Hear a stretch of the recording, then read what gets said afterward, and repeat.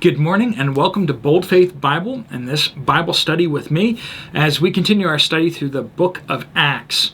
We're going to hear the rest of Peter's sermon here and kind of how that impacted the church at large. So glad if you're joining us from the last video, and I hope I didn't step on your toes too much. Either you're maybe amening me, or maybe you're like, I disagree with some of the things you said. But we're all here to learn from each other and to not always be with people we always agree with, right? But that's because we are unified in Christ. Well, let me open us up with a word of prayer and time of confession so that we can approach the scriptures from the right heart. Let's pray. Lord God, we praise you that we are unified in Christ, that we all have one Lord, that we serve you. And Lord, that we want to hear from you and your voice speaking to us. Lord, we pray that you would open our hearts to what you have to say to us today. And Lord, that you would bless the reading of your word. Lord, we confess our sins to you now, seeking your forgiveness.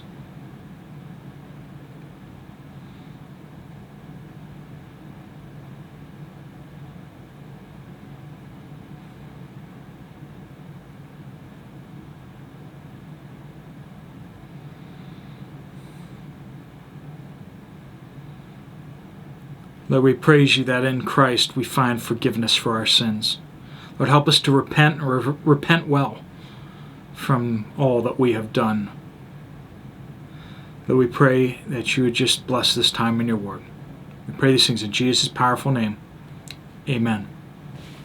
We are in Acts chapter 2, picking up in verse 25. We're midway through. Actually, Peter's sermon has just begun.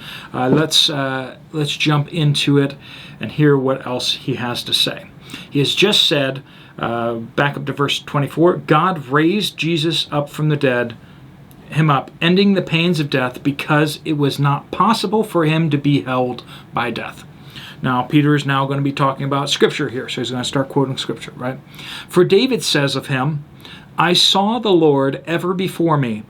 Because he is at my right hand, I will not be shaken. Therefore, my heart is glad, and my tongue rejoices.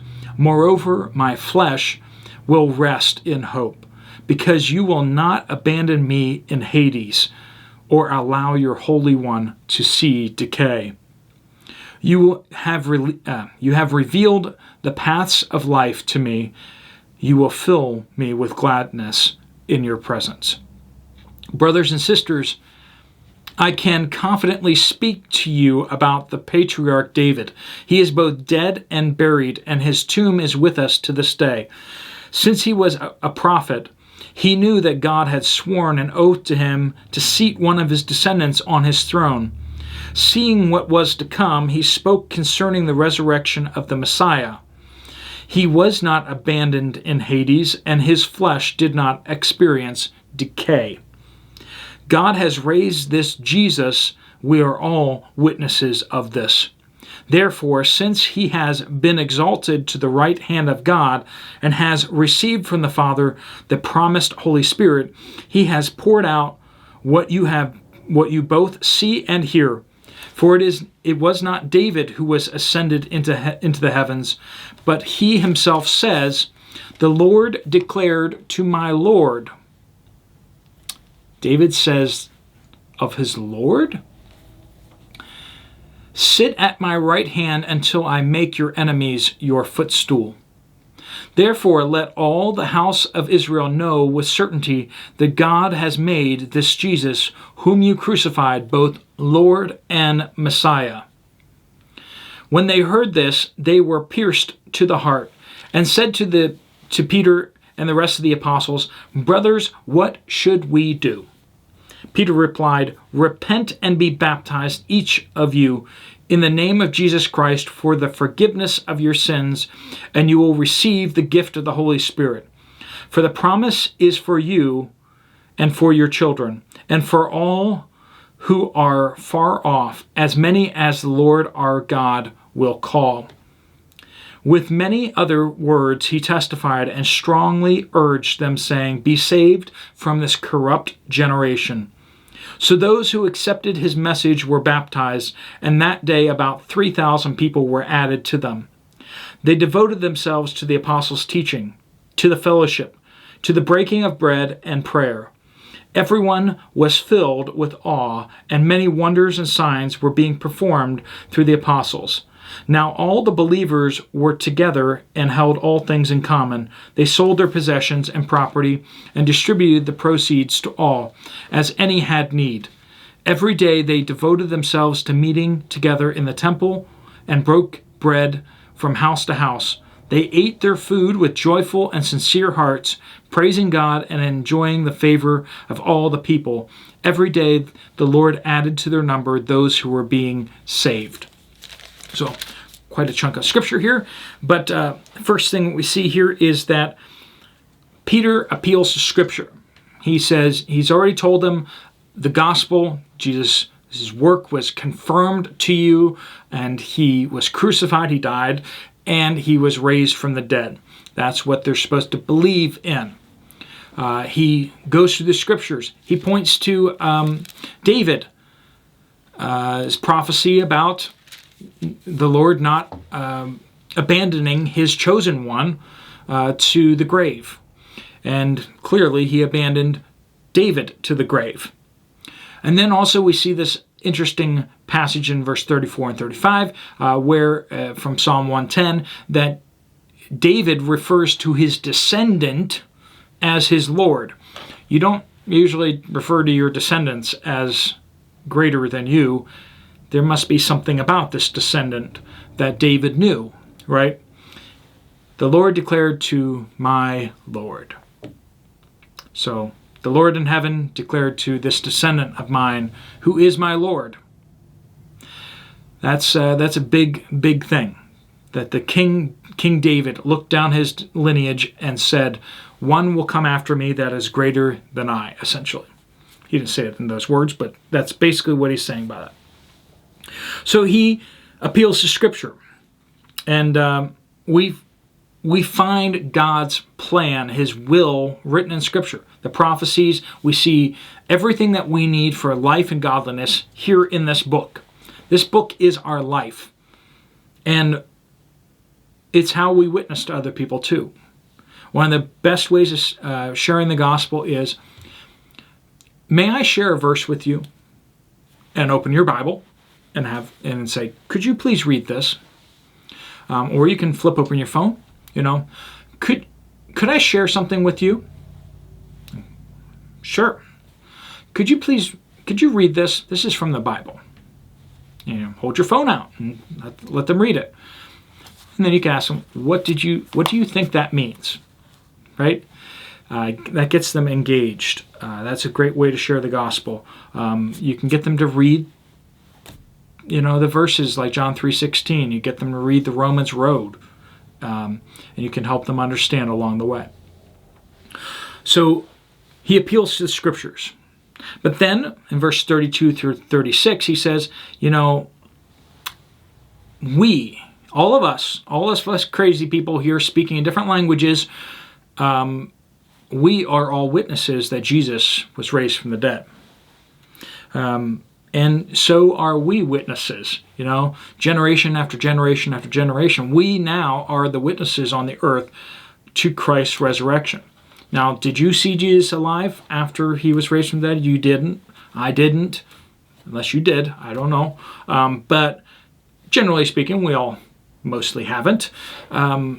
If Peter saw him, and if Paul saw him, then I guess it's possible. But most of us haven't seen. But we have changed lives. We are witnesses to what Christ has done in our lives, right? And so we are witnesses as well. And then we have this, this call in verse 37 through 41. They're like, so what do we do about it? What? Your witnesses, Scripture, we see where you're coming from on Scripture. So what do we do? And he says, repent and be baptized. It is repentance that is the act of faith. See, it's faith and repentance. It's all one thing. They're both two sides of one coin. If you believe, you will repent. If you're truly repenting, you will do that in faith. You will do that by believing, right? You can't believe and not repent. That's not biblical faith. Biblical faith has those works with it too. There's repentance, this turning away from your sin, turning away from your old life. He says, turn away from your lives and be baptized, be dunked. That's what it means, to be dipped. That's what the word baptism means, to be dipped. And he's here referring to water in the name of Jesus, right? So there's this response of faith. And repentance is our response of faith. That's why we confess our sins before every one of these daily videos, is to help build that habit, if you don't already have that, of time of confession with the Lord, to confess your sins. We're commanded to do that. If we confess our sins, he is faithful and just to forgive us our sins and cleanse us from all unrighteousness. If we don't confess our sins, we should confess our sins, right? We are not to be arrogant, boastful, proud. We are to confess our sins to the Lord. And we are to confess our sins to one another as well, as it says in James. Then we have this interesting passage where it describes the growing church, right? They devoted themselves to the apostles' teaching. We should be devoted ourselves to study of the Word of God, but then also in platforms like this where there's teaching, right? Particularly preaching. And wait, how is preaching different than teaching? I'm glad you asked. Preaching is teaching, but then demanding a response. Bringing people to a point of decision. You can kind of say it as like, you provide the information, but then you say, you need to do something with this. And that's kind of where we are here with this sermon, is that Peter preached. Sorry, keep getting them wrong. Peter preached and basically said, you need to do something with this. And this is what you need to do. Here's the truth. Here's what you need to do. So they devoted themselves to the apostles' teaching and to fellowship. That is partnership with each other in the cause of the gospel and for service, right? To the fellowship, to the breaking of bread, to eating together, which is separate from fellowship. Look at that. Isn't that interesting? And to prayer. We are to devote ourselves to prayer as well. Everyone was filled with awe, and many wonders and signs were being performed through the apostles. Now all the believers were together and held all things in common. Now it is interesting that he said that the signs and wonders were being performed by who? All the believers? By the apostles, interestingly enough. Now it says here also that they sold all their belongings and they had everything in common. So they were good communists, right? So once again, shouldn't extrapolate from one event, one situation to what everyone's supposed to do. We aren't necessarily all supposed to live in communes and share everything together. We're not all supposed to be communists necessarily. There were some situations going on here at the church. They had a lot of people from out of town who didn't really have enough money to stay there for a long time, and so they kind of needed to help them in order for them to stay so they could learn more about the apostles' teaching and through Scripture before they went home. And so they needed to provide for a lot of people that didn't live in Jerusalem. You need to provide for them so they could stay in Jerusalem for a while so they could be trained, like a seminary kind of thing, right? You should give money to seminaries. That's an application there. How about that? But the Lord was adding to their number daily as well. So praise the Lord. Let me pray a prayer of blessing over you before you go, and then we'll go to the things that God has prepared for us for today. Lord God, we praise you for your work in our lives. We praise you for your work in these people's lives. And Lord, help us to walk in faith that is not just words, but faith that is actions and deeds, changed lives.